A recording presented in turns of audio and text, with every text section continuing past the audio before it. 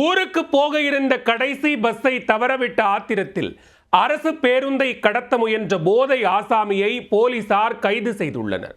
அரசு பேருந்து சேவை எனக்கு தேவை என கரார் செய்த நபர் டெப்போ ஊழியர்களின் டெம்போவை ஏற்றிய சம்பவத்தின் பின்னணி என்ன? நான் தண்ணியை போட்டு வர்றதுக்கு முன்னாடி பஸ்ஸை யாரு எடுக்க சொன்னது என டெப்போ ஊழியர்களை கதறவிட்ட போதை ஆசாமிதான் இவர்.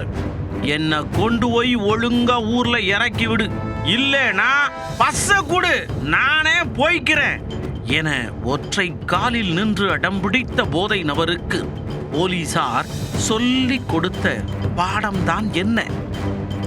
கேரள மாநிலம் பத்தனம்திட்டா மாவட்டம் திருவல்லா பகுதியில் அமைந்துள்ள அரசு போக்குவரத்து கழக டெப்போவில் தான் அந்த அட்ராசிட்டி அரங்கேறி உள்ளது.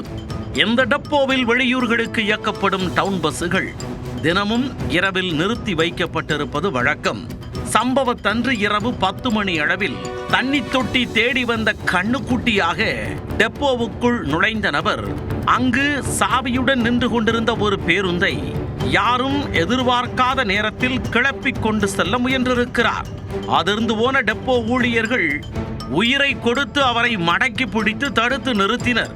குடிபோதையில் இருந்த அந்த நபரோ இரவு 8 மணிக்கு பஸ்ஸை 8 மணிக்கே எவன் எடுக்க சொன்னது, நான் வரும் வரை ஏன் காத்திருக்கல என கடும் தகராறில் ஈடுபட ஆரம்பித்தார். பஸ்ஸா கூட, நான் ஊருக்கு போனோம் என அடம்பிடித்து ரகளையில் ஈடுபட ஆரம்பித்தார். பேருந்தை ஓட்டிச் செல்வதிலேயே குறியாக இருந்த போதை ஆசாமியை தடுத்து நிறுத்தி போலீசாருக்கு தகவல் கொடுத்தனர் டெப்போ ஊழியர்கள்.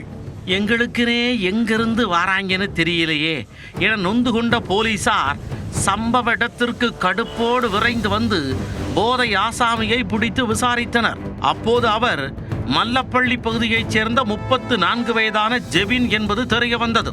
பச்சைக்குடு ஆத்தாவையும் வீட்டுக்கு போகணும் என அடம்பிடித்த ஜெபினை அலேக்காக தூக்கி கொண்டு காவல் நிலையம் சென்றனர் போலீசார். அரசு பேருந்தை கடத்த முயன்றதாக அவர் மீது வழக்கு பதிவு செய்யப்பட்டது. ஜெபின் குடிபோதையில் ரகளையில் ஈடுபட்ட போது அவர்களது நண்பர்கள் சிலரும் அவருடன் இருந்துள்ளனர்.